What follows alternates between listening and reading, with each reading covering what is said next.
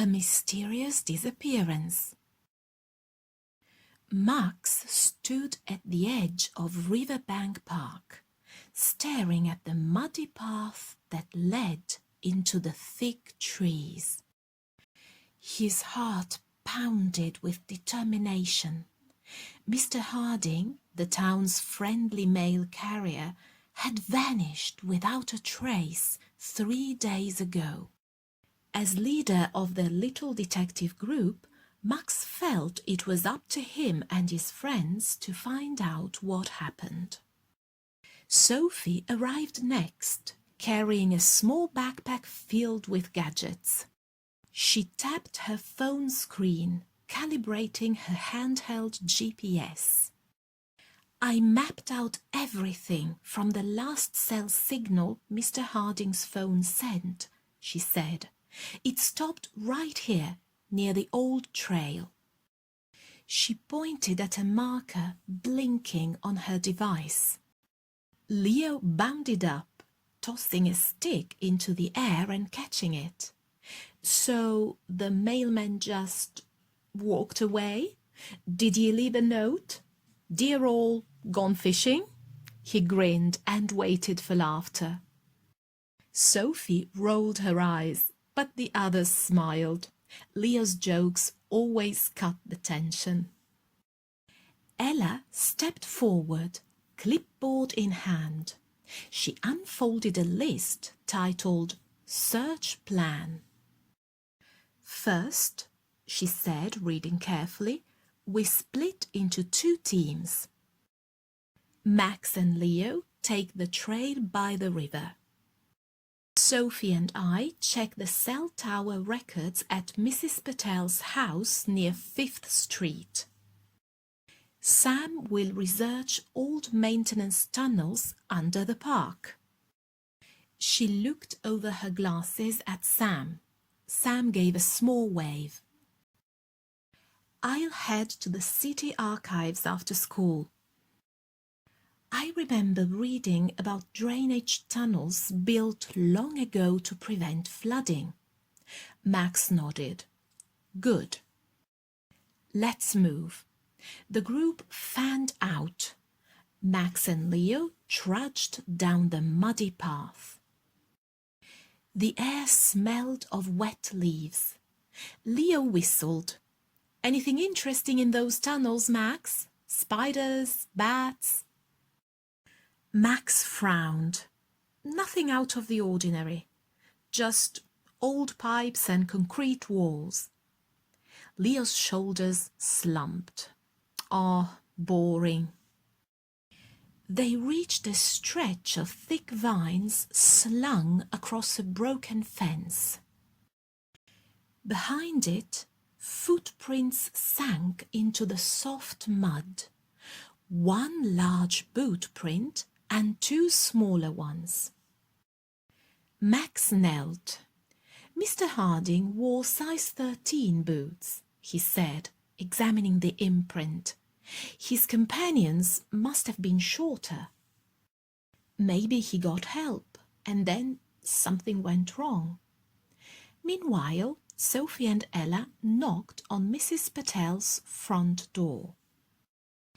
The kindly woman let them into her cozy living room filled with knickknacks.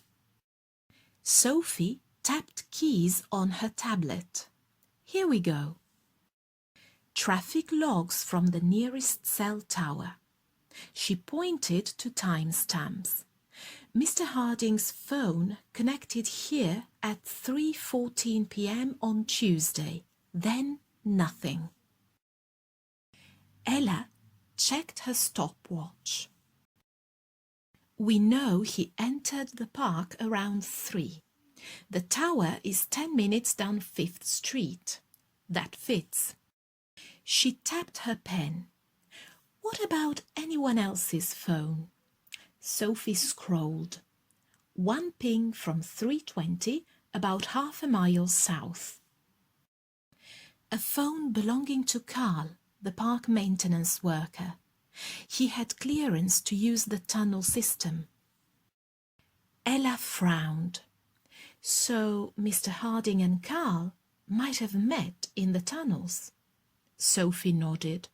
Yes, but no signal after 3:20. They might both be stuck inside the pipes.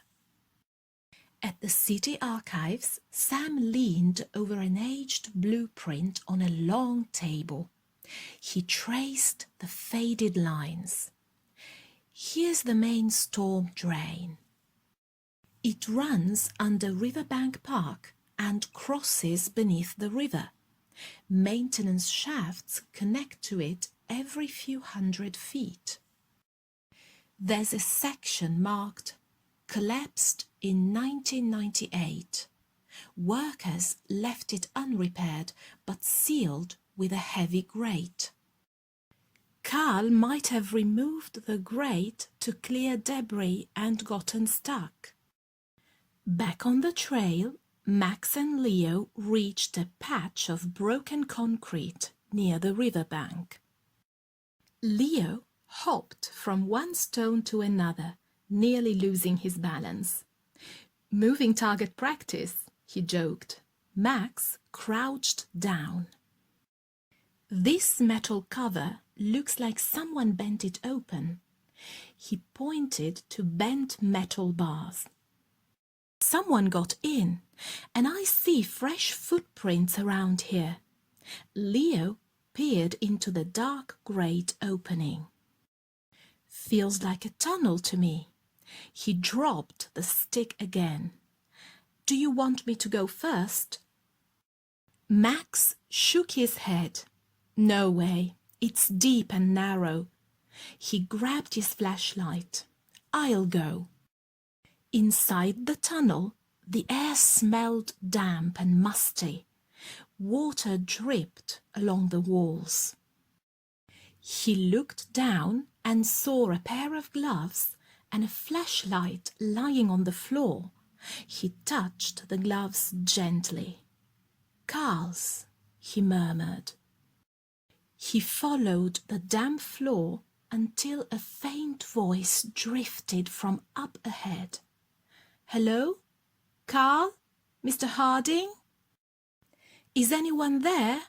Max called. Silence answered. He used his radio to contact the others. "I need everyone down here. I think I heard someone."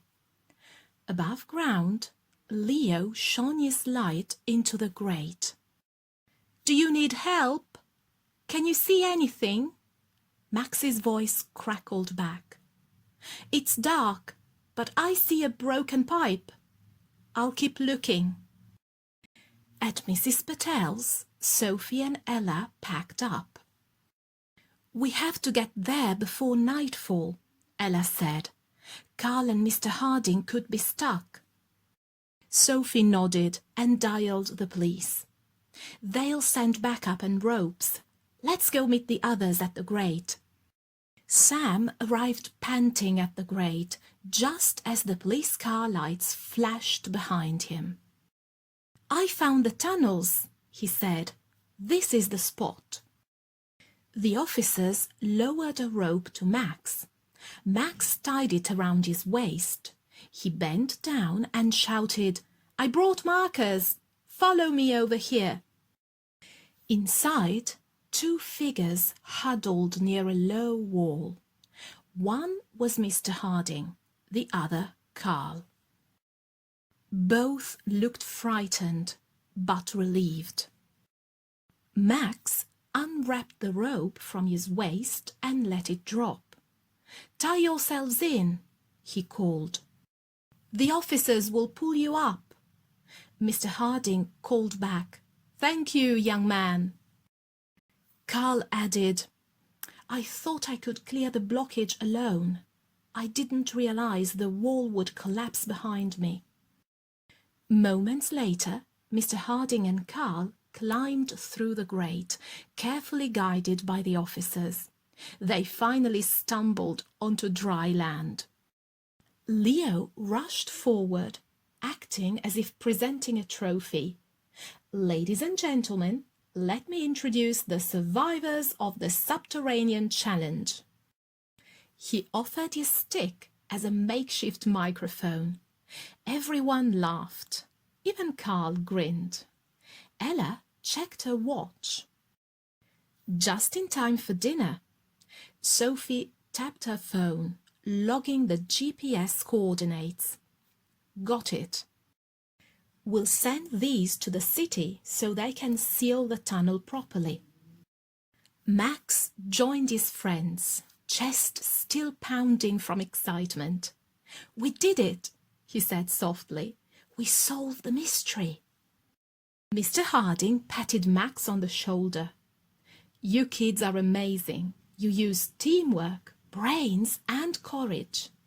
Leo winked at Carl. Next time, call for backup. We do first aid and bad jokes for free. Sophie smiled as she packed up her gadgets. I'm glad everyone's safe. Ella checked her clipboard. Great job, team. Now let's get some pizza.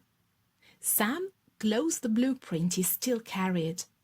And I'll keep researching old tunnels, just in case. Together, they walked back toward town under the setting sun. Gotham's skyline shimmered in the distance. 5 friends had faced a real mystery and brought their neighbor home. Along the way, they talked about their next adventure, ready for whatever challenge awaited them tomorrow.